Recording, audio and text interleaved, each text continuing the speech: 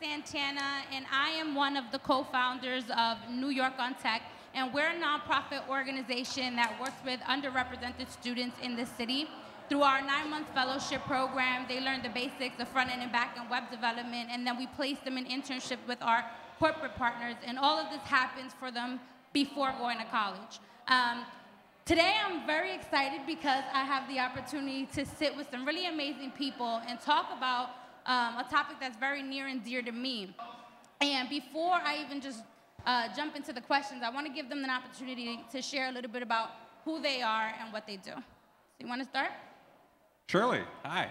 So I'm Danilo Campos. I'm Technical Director for Social Impact over at a little company you may have heard of called GitHub. And over at GitHub, I have the incredible joy of getting to work on tech inclusion programs, both for the workplace and for the kind of larger holistic vision of getting all kinds of different people involved in the technology industry. As a first-generation knowledge worker, this is very, very exciting work to me, and I just can't tell you how happy I am to be here to tell you what it is that I've figured out so far. Awesome.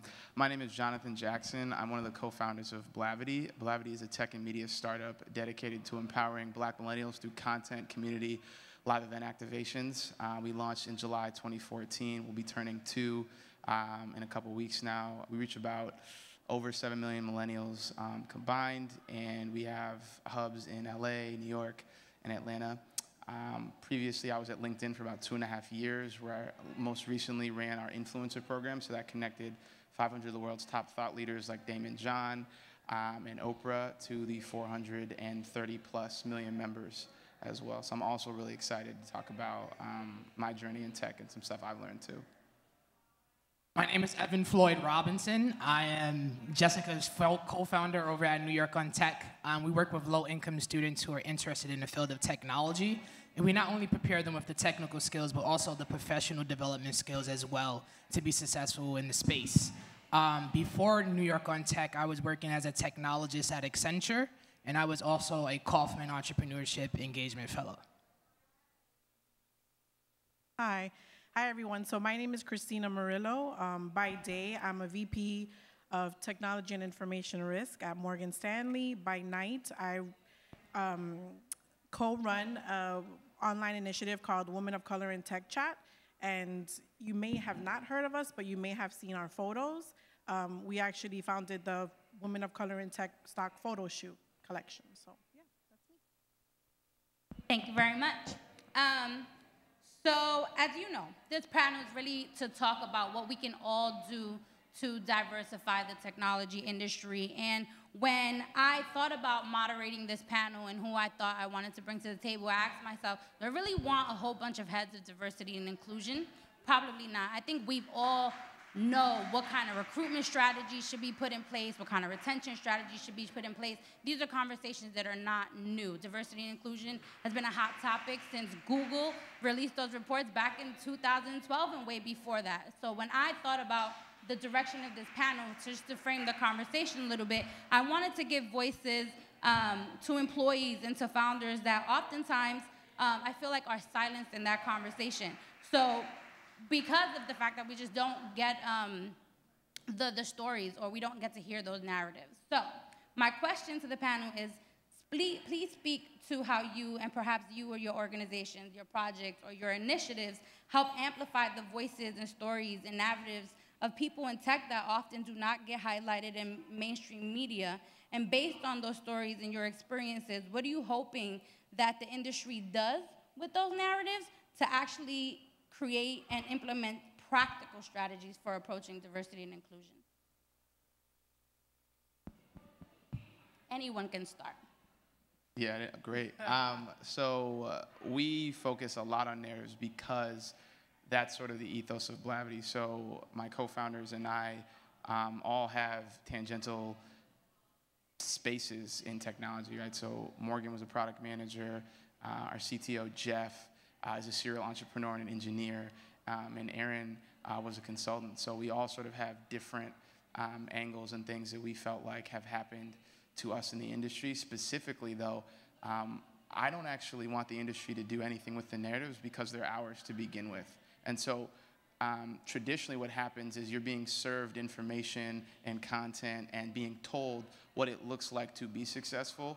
Blavity is countercultural in that sense because we believe we've been making culture, right? So we know what success looks like because we've defined it and continually redefined it. On a more tangible level, we threw our first live event 2 months ago in New York City called Empower Her. So that was focused on having spaces like this, but dedicated solely to Black women. And we wanted them to have connections. We wanted there to be workshops. We also wanted to focus in on entrepreneurship, activism, and self-care, right? And so all three of those things, if you look at the digital spread, are things Black women are leading in, right? Like $44 billion in market cap is what Black women are consistently producing.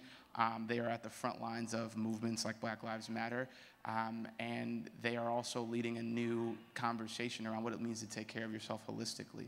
So creating a space for us is less about owning and dominating. It's about bringing in the right people. And for me, I take pride in being like the startup that did, which I think stands in opposition to a lot of companies that could but make an active choice not to. And that's not the type of narrative we want. And I think we're actively trying to empower people to tell their own story consistently and through a variety of ways, whether it be digital, whether it be social, whether it be in person as well. So I think with me, my focus has been more representation and showing that, you know, people like me that first generation American grew up in what we consider the ghetto or the hood. You know, I had the privilege to go to college and come out and, you know, become vice president, one of the vice president at Morgan Stanley. And so I have a little bit more access. So I felt like for me, I have the responsibility to show little girls that look like me, like my two daughters, for example, and their friends, that they can become successful, they can get into the technology space or business space, they can wear their hair curly, they can wear their twists, and they can wear their big earrings, and they can also wear their Timberlands, right? Like, and North Face coats. Like, you don't have to, like, you know what I mean? Like, that's, I felt like part of who I am is also bringing my authentic self, and I don't know if that's because I'm older, like, I'm not a millennial, but I'm too tired to try to be someone that I'm not. So I wanted to really showcase and represent that there are women like me that are technical, are in the tech space, and are dominating the tech space. And that was like kind of like the catalyst for the photo shoot, right? Because I was angry that I didn't see proper representation. So I did something about it, right, along with my co-founder. So that has been, it's, you know, similar to Blavity and Jonathan. I don't want anyone to do anything. I feel like we have to act. We have to just take that initiative because no one's going to help you until you help yourself, right, until you take action. So. I think similar to Christina, it stuck out to me because myself also, I grew up in one of the worst neighborhoods in Brooklyn. And while Brooklyn has changed drastically over the years, the neighborhood that I grew up in actually still remains the same for the most part. However, I'm humbled to be in this space today because I remember as soon as I finished college and I started to work as a technologist, I was making more than 4 times the amount of my household income. And when I realized that, that became my call to action and do something different in collaboration with Jessica to pay it forward. When I think about areas like Brownsville, Brooklyn, in East New York, Brooklyn, when you see them on your news feeds or, you know, the news channels, they're traditionally followed by negative reporting. However, there are students and people in these neighborhoods that have stories to be told. However, those stories are not being told. Right? And a lot of time, the reason those stories are not being told is because no one in their family had a seat at the table, right? So at New York on Tech, we don't only give the students the technology skills they need, but we also prepare them with the professional development. And if you're in the space, you also understand it's not what you know, but it's who you know. We also give them the social capital very early on. So from an organizational perspective, we're helping them have a story that they can craft and then speak about it. And then eventually they're going off to do internships at places like Warry Parker and Bank of New York Mellon and the BK Reader before they go to colleges like USC and Dartmouth and Syracuse University. So eventually what you're seeing is that they are getting things that they can package to tell their story. And they can have that seat at the table. But when they have the seat at the table, they also have a voice now. And then when they're there, it's not about just having a voice at the table. It's about how do they bring another seat to the table or bring more seats to the table. And I think that's what's very important as well, pushing that narrative forward, staying into the theme of pushing the narrative forward. I think at my most wild-eyed, I believe that a revolution is possible through technology. And the reason that I went to GitHub about a year ago is because of that belief and because I thought that strategically GitHub would be a very interesting place for me to kind of prove this out. Because the way GitHub works is to give away so much information, and not just information, but actual technology. The reason that I was able to be a self-taught developer once upon a time was that people gave away software code, gave me tools that I could use to build my own stuff. And today we call this open source, and GitHub is kind of the center of where open source happens. And so when I look at what's possible with an organization like GitHub and with a mission like mine, it's about centralizing a community for bringing people together to share resources so that they can build things. And when we share resources, we collapse the cost of that actual construction. So for me, when I look at the tech industry, I actually don't care that much if they pay attention to what I say or what I believe or not, because I believe that by empowering enough people to build their vision, something will change regardless of whether the greater tech industry notices or not. So I think that this power is there. I think the power is latent. And as the costs collapse further and further and further, we're going to have more kinds of people building more kinds of technology. And my mission is to empower as many folks as possible in participating in that kind of quest. Thank you. So my next question, I always take time to reflect on why I'm attracted to certain people and certain personalities, especially in tech. I mean, I think as a Latina, as a woman of color, there's not a lot of us out there, right? And so when you do find people that you connect with in the industry, you gravitate towards them. And each and every one of the people in this panel I've gravitated towards because of their perspectives and the fact that they bring their whole selves to the industry, and I've never felt like they haven't been uniquely them. And so my question to all of you is, what advice do you have for people wanting to bring their whole selves to the industry? And how do you rise through the ranks at tech companies or in entrepreneurship, but stay unique to yourself? And how do you maintain your identity in spaces that you've been naturally conditioned to assimilate to the cultural norms of the assumed majority? Okay. So I think the first step is like you have to know your audience. I don't wear my Timberlands to Morgan Stanley on a Monday, right? Not because I don't want to, but because I probably shouldn't if I want to get that paycheck. But you have to understand who your audience is and speak to your audience, right? To the specific audience. And secondly, and as I mentioned before, I think it does come with age, but after a certain point, you begin to not seek validation, right? And you just want to kind of like be who you are because it takes too much energy to be someone else. Thirdly, I think that for me, I took small steps. So one like silly example is that, I never wore my hair out for interviews because I felt like I had to assimilate. So I would go get it blown out straight and like sleek.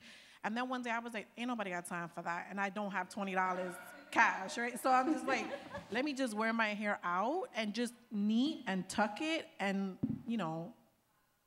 I was scared, but I did it. And I got a job, and I got an executive type job. So I was like, oh, so I could just wear my hair curly and get a VP job? That works. So I think it's like doing it in increments and just kind of feeling comfortable. Most importantly, you have to feel comfortable.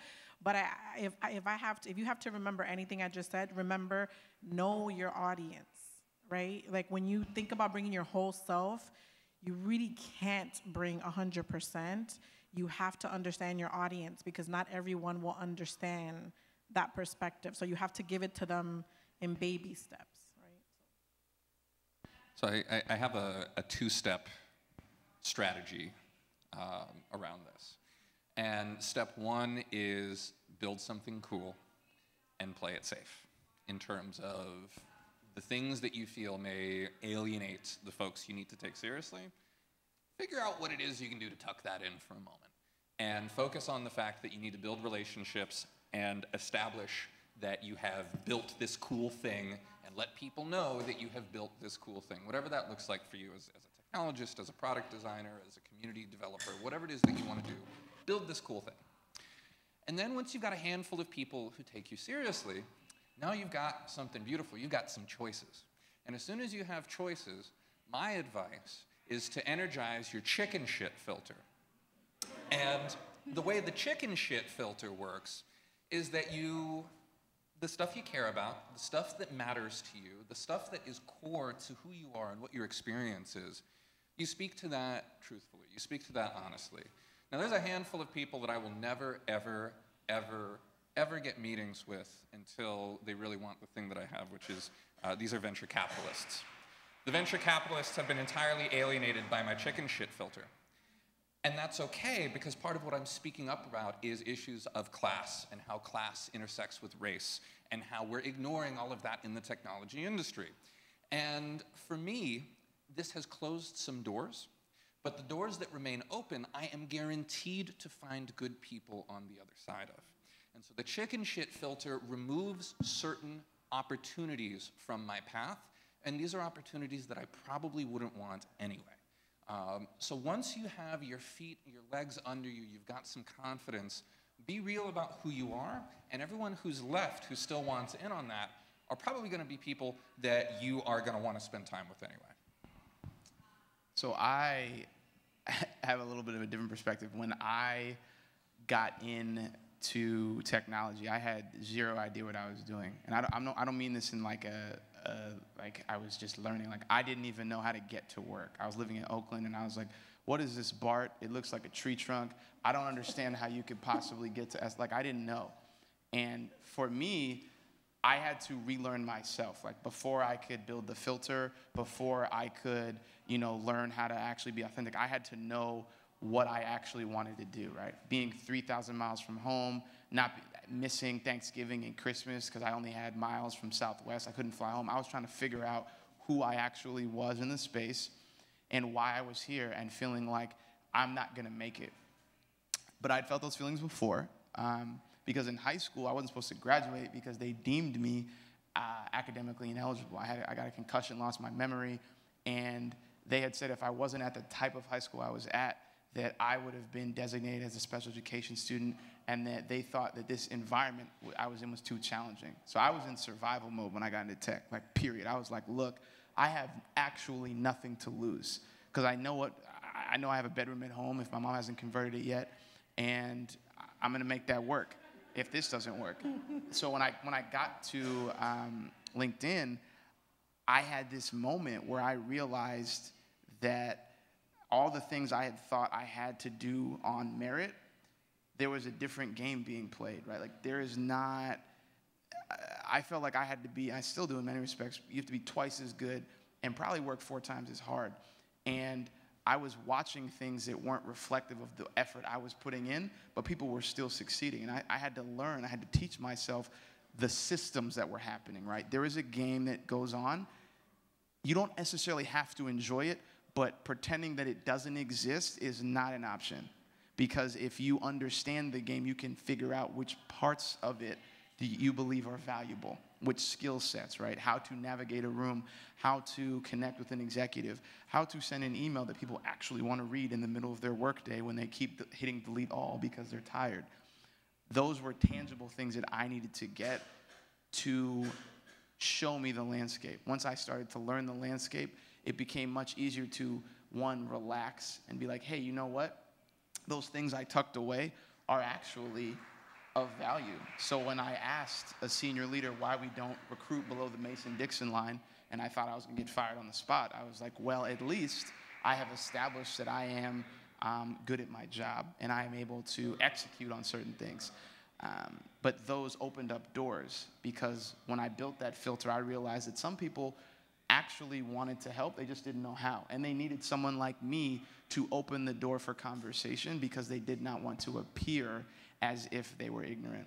And so me being myself allowed them to have an honest conversation, because they felt like I was a person who was going to listen and not shame them. Because regardless of how much money you make or where you sit, people want to feel comfortable, they want to feel appreciated, and they actually really, really, really want to be understood.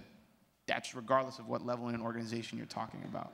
And once I figured that out and that people trusted me, I was able to make some movements and shifts that I otherwise would not have been able to do. But that started with me taking time and stock of where I was in my actual life as a person and realizing I didn't like it.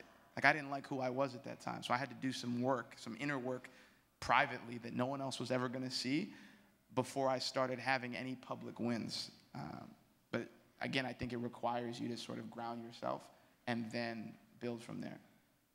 And I would say, adapting is good, right? So adapting to your environment is not a bad thing. We're all humans, so we're conditioned to adapt. When it's summertime, majority of us, we go into our closets and we pick out T-shirts and shorts, right? When it's wintertime, we layer up and we get the North Face jacket or whatever we're wearing. So adapting is not bad, but understanding the colors and the textures and the different things that are incorporated in your clothes that are making you different, that's your uniqueness. And you should never be afraid to bring that to work, right? Because if you think about it in business term, that differentiator is your competitive advantage in the market. And you have to be comfortable with displaying your competitive advantage. I think what happens in society is that sometimes people know internally that they're not happy, but they stay within communities and they stay within organizations because of the brand, right? So you'll have this person commuting to work every day, him or her, and they're not happy, but they're going to go into that building or they're going to go into wherever they're going because of the brand and that prestige associated with the brand. And if you want to be able to fully bring yourself to work and be comfortable in your skin when you're at work, you have to not settle, right? Again, so you don't settle. You understand your competitive advantage, who you are as a person, and you seek other organizations or you seek other communities where you can then work and thrive. So I think that's very important, that adapting is not bad because we all have to adapt just like the seasons.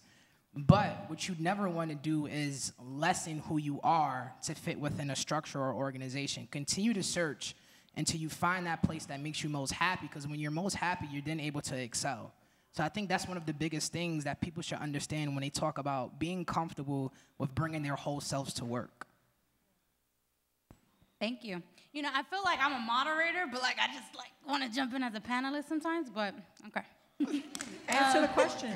Why don't you answer the question? No, it's okay. Maybe at the end. So my next question, and you hinted at it very briefly, but I find that when I go to panels and I go to conferences, we talk about race and we talk about gender, ethnicity, disabilities, right? And I'm a firm believer that a lot of the conversations that are going on are not deep, right? We're maybe talking about race and ethnicity, but we're not talking about racism. We might be talking about class, but we're not talking about classism, right? And so for me, my next question for the panel is, race, class, and income have become taboo, and though oftentimes these are factors to weigh in on and analyze for appropriate, analyzing of racial and economic parity in the industry and how you actually achieve that, they're not topics of conversation. So why do you think most of the conversations around diversity tend to be politically correct or safe, or just try to just talk about it from a recruitment and retention standpoint? And what's it going to require for us to be honest about the real inequities that are causing a lack of access into this industry in a meaningful way? My favorite hobby horse. So part of the problem is that to acknowledge the impact of class and income is to acknowledge a whole bunch of things that aren't just taboo in our industry, they're taboo in our culture as Americans. We've got this fantasy of an American dream, and you just work hard, and meritocracy, and right? And it's not real. And to acknowledge that it isn't real is to acknowledge all kinds of structural disadvantages that are actually profoundly unfair. So that exists at a base level, right? And now we take it to a place that's extraordinarily affluent. We're talking about some of the wealthiest people you are likely to ever bump into in and around Silicon Valley and the tech industry. You've got people with net worth going into the billions at points. And so if we have a frank conversation about wealth inequality, about class, some of that is actually going to be profoundly uncomfortable for the folks who pay the bills. So we're not going to have that conversation. But it's unfortunate because there's so many things about how compensation works in Silicon Valley, compensation works generally in tech, where anytime you've got a venture-funded startup, part of the way that they're paying you is in lottery tickets.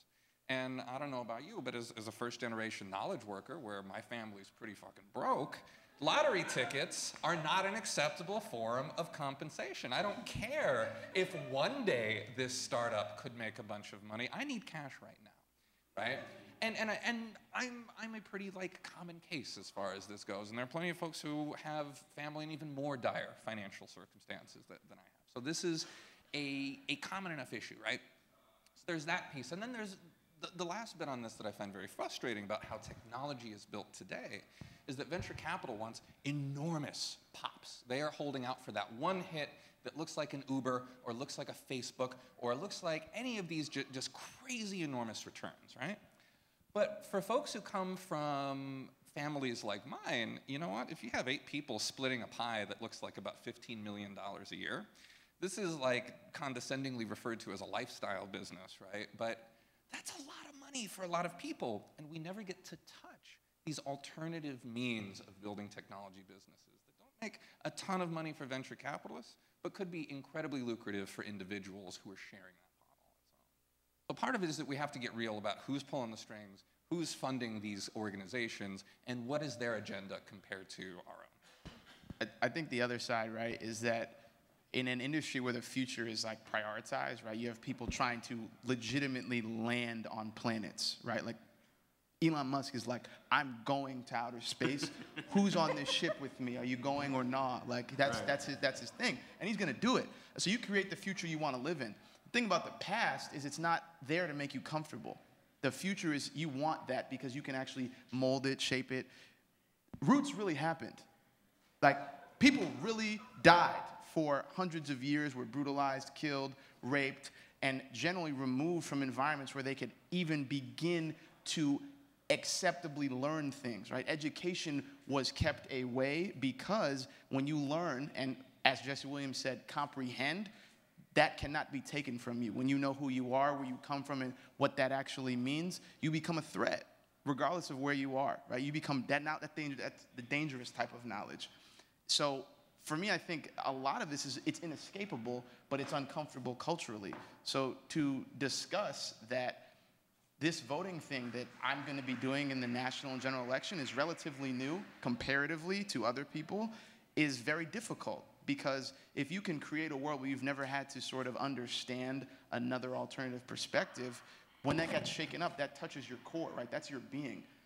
When you realize the world is in fact not just, and it is not set up so that if I work really hard and focus, that you too can get there, it creates I think a psychologically difficult place for people to deal with. And some people are not, they mean well, but they're not able to have that conversation because they've never even been exposed to it. And so it's really hard to pull yourself up from your bootstraps when you don't have boots, right? That doesn't exist. And so this conversation is like, if we mentor and we do all these things, then maybe we can do the gap. But there's a level of urgency I have that a lot of people don't share. There is no generational wealth where I'm from. People don't own anything. I think it's great to be in a room, but that doesn't mean they wanted you to be there. That doesn't mean they asked you to contribute. That doesn't mean the room is empowering. That just means it's a room. And for me right now, I'm interested in who owns the building. Because when you own a building, you get to dictate who's in what room, how big the room is, how many chairs you want, and if you want an exit sign here or there, right? You have different options. Optionality is what can create different things in our neighborhoods and our communities. And I think the other side of this too is like that ambition makes people uncomfortable because that requires power, right? And power is not given. That is something you have to own and you have to take, and it starts with knowing who you are and knowing you're worthy of that. Knowing that like you should be a venture capitalist and you can do that if you would like to. But there are a plethora of options that you should be exposed to build a lifestyle business, to just be a solopreneur if that's what you want to do and collect 5-figure checks consistently. and know that that's a thing people really do in real life and can gallivant and travel and take their family and retire people in their family that they're going to work indefinitely and have no savings, right? Like that is the type of dreaming that a lot of us are not able to do because we feel confined to a prescriptive job description that will net us out something we hope. But I think you should be able to dream broadly and specifically, but the only way that happens is if you have a deep understanding of where you are, where you're from, and then that you could create whatever that is, but that context will help you. And I think that context helps everyone who wants to be an advocate and a resource actually engage. But it starts with having uncomfortable conversations, and I personally don't exist to make people comfortable. Like that's not anybody's job. That doesn't even help me create things of value. If I'm worried about if you feel safe and if you like me, like likability is not going to pay rent in New York City. It never has and it never will. And I want people to be okay having that conversation and to feel empowered to be like, look, like this is difficult stuff. It's heavy, it's weighty, but we have to do it. It's like going to the dentist's office. You can't escape it. And I almost feel like people like shut down when you have that conversation, as you can see like on social media and even face to face. So like, you know, if I as a person of color go up to a white person that they feel like America the Great is about meritocracy and the American dream, and I say, no, this is a racist ass country, you guys, you know, whatever, and like they're gonna shut down on me, right? And even if I'm like, hey, but we're friends and this is a racist ass country, you know, they're gonna still shut down on me because they can't accept that. And like you said, it is uncomfortable, and it is like, no, our forefathers, and I'm like, I don't give a damn about your damn forefathers, and I do not. But you know, it's like, it gets to that point, and then it becomes like a battle, and then you don't make progress, right? And because it's like we almost have to unlearn everything that we learned. Like, you know, like Christopher Columbus is not a good guy. You know what I'm saying? That's like shocking because they don't teach us that in school. They teach us Christopher Columbus, and we have Columbus Day, and you're like, no, he was a rapist. Why don't they teach us that? So that's uncomfortable. You know what I mean? So like, I feel like how do we get to that point where our, you know, white brothers and sisters don't shut down on us? Like, it's happening now with Muslim folks, right? It's like, oh, you're Muslim, so you're like the devil. When it's like, nah, it's not like that. But the perception and the way that they're kind of like taking and shaping that narrative, you know, and you go to middle America and there's like people dumb as rocks. I'm sorry. I don't mean to be offensive, but it's true, and that's all they know, right? It's a very small box. So if we're up there like, well, no, then they're going to be like, shut up, you know? So how do we like, I don't know. I think it's about systems, right? Like I also, like that was just a very honest conversation. This is an honest room. But I think a lot of it is more stories, right? Like more stories being told and shared, right? I was just watching Barbarians on the History Channel, right? And that was really interesting for me. And I was fascinated because it was the first time I'd ever seen Hannibal Barca actually played by a black person. Because Hannibal is a Moor, which would in fact make him black. But for some reason, he's always just not, which is weird. But I think we need more stories like that. Like we need, because when you have that and it is broader and it's shared, people engage. Because for me, that's the way I can communicate, right? I think for what I've been able to do in my career and how I've been able to have these conversations is I actually talk about systems, right? Because people think in structures. So if you can talk about a structure, and I think what you're talking about is like American individualism. And so it's really hard to be like, I'm not that guy. Like, I'm a good person. And I think when you're able to separate them, like, look, this is not about you as a person. This is about a system that hurts you too.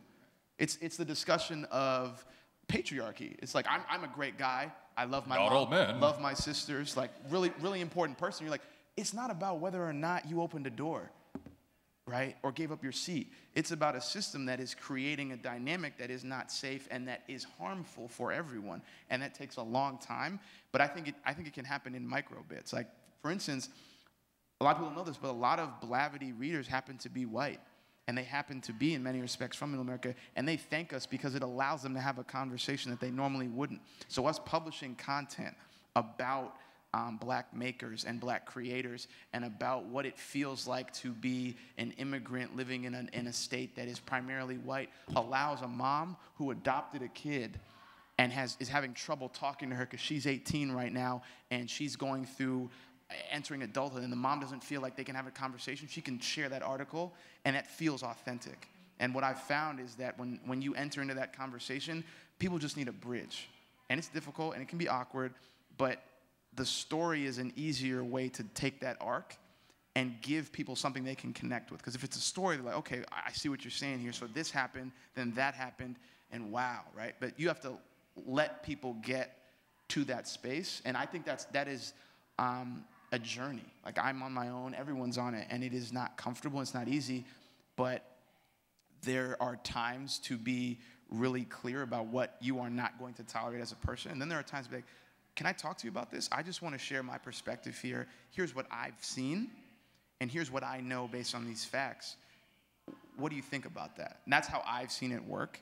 But again, like, this is systemic change, and this is not something we were going to solve today before happy hour. It's just not going to happen.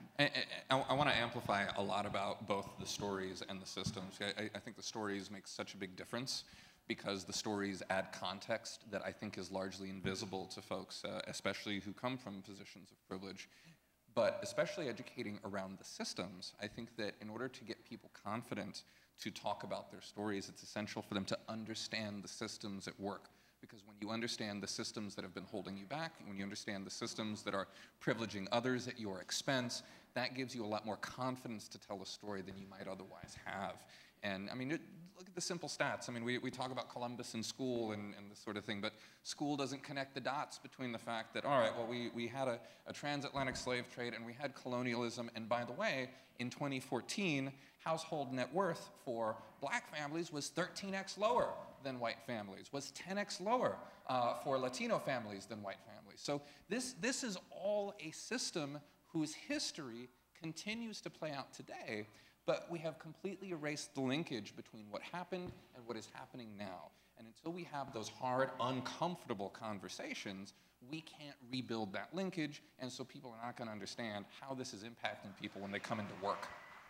Yeah, I would say, first, I hope like the knowledge and the keys and the gems and the cloth talk that was just dropped just now actually really sink into a lot of people's heads, right? And I was just learning and thinking about a lot of things too, but I think that change sounds good, right? And I want to say that again, like, change sounds good to most people. And I'm not even just talking about when it comes to diversity in tech. I'm talking about change sounds good in general. Change sounds good when you want to go to get your MBA, but then you realize in order to get your MBA, you got to take a test, and you have to set a schedule, and you have to study consistently. And then when you realize what that change means, then you realize sometime maybe I'm not pro-change right now, or it's going to take a little bit time for me to adjust for this. And I think it's important to understand that when we're talking about change, when you're talking about frameworks, right, you have to be comfortable with opening it up, whether if this is an organization or an individual, identifying the areas of improvement, but not just talking about those areas of improvement. Just like anything in business, you create that strategy, that roadmap, but then you have to hold yourself accountable for hitting that deliverable every week, every Monday, every month, however you have that roadmap set out. And that's going to be the hardest thing when you're changing an organization, or you're changing yourself, or you're changing a culture, or you're changing a mindset, an unconscious bias. The hardest thing is going to be that change period. But you have to keep in your mind that end result. What is that gold star, right? What is that light at the end of the tunnel? And I think that's what allows organizations that are successful to make it through that change period. And when we're all able to make it through that change period, and some of us get to the other side of the tunnel, we're then able to then like get up and yell to the other side, like, hey, you can come. You can come, it's easy, watch out this way. Here's my pitfall. This is what I learned. But it takes some of us, and not some of us, it takes certain people too to be willing to make that change, and then to yell to the other side of the tunnel to their friends and their colleagues that change was actually okay, and it wasn't as hard as we thought, and now let's make that change for the better altogether. And I think that's what people have to understand. For sure. And I think we have about 2 minutes left. So if you have 1 minute to address every CEO in the tech industry, what insight would you give them on how to build inclusive cultures, or even fix ones that are already broken? I think one piece of advice that I would give, regardless of, why are you laughing? Would be to, it would be to listen, just to be open to listening. Because what I noticed, like what I mentioned earlier, is that people tend to shut down when you kind of initiate these uncomfortable conversations, and they only see things from their perspective. They don't want to acknowledge. And like, we don't have to agree. We can agree to disagree, but at least listen, right? Like, so I think that would be the most important, and not passive listening, like active listening. I would say it's not just about marketing to a community, it's also about being willing to hire from a community, right? I remember yesterday, I had a lot of things going on, a lot of meetings. However, I caught the last portion of the career fair that was being held downstairs. Some of our students from our program were here, so I tried to catch them in person. And when I came in, you know, they were shutting down and the tables were folding and all the banners of the companies were up. And I just browsed the room quickly and I went to the restroom and it was a young guy in there and he said, "Hey, nice jacket." And that sparked us to have a conversation. And at the end of the conversation, he gave me his resume. And when I'm walking to go meet a colleague now between the fair and the speaker's dinner, I started to read the kid's resume. He graduated undergrad from UPenn, check, right? And he graduated with a master's degree from NYU, check. However, he was in this career fair because he didn't have a job. And I think that underlines an important thing, that we have to invest even earlier. From a lot of the times, companies, they just give you that internship when you're a junior, and that probably leads or doesn't lead to a full-time offer. However, in this case, this kid was a man of color, and he had the credentials. However, maybe what was missing, again, was that social capital part. And the social capital starts very early on in someone's life. So I would encourage companies not to just provide internships and leadership development on the collegiate level, but how do you partner with organizations like a New York on Tech or other organizations that are doing similar work in the space that are working with students very early on so that you could build those skills, but also provide them with the social capital so it doesn't continue to have that process of what I seen yesterday. This kid that had 2 Ivy League stamps, all right, yet he didn't have a job, and he gave me his resume when we went in the restroom. And that's a big problem. How do we change that conversation? Authenticity says, my organization may be struggling, and we don't have the right amount of people in this room to make the products and experiences we need. Transparency says, I might be part of the problem. How should I change it? If you're in leadership position anywhere, you need both of those things, and you need them in ample supply, because that is how people connect. Because it's not one thing to just be authentic. You have to be transparent, because transparency allows people to see who you actually are. Authenticity is cologne, right? You're wearing it consistently. It's showing up and actually executing on things. Transparency is coming over for dinner and actually letting you see where I live, where I sit, and what I care about. And those things are incredibly hard as people, right? Like in relationships, whatever you're doing. It's exceedingly hard when you're trying to change culture, which is almost impossible once it's already been created. Because then you have to shift perception, how people think, and that can be damaging to how they view certain things. And I think there's a level of honesty that needs to be applied to this, because it does take time, right? Like bending the arc of history, as it were, is not a quick process. It can be accelerated.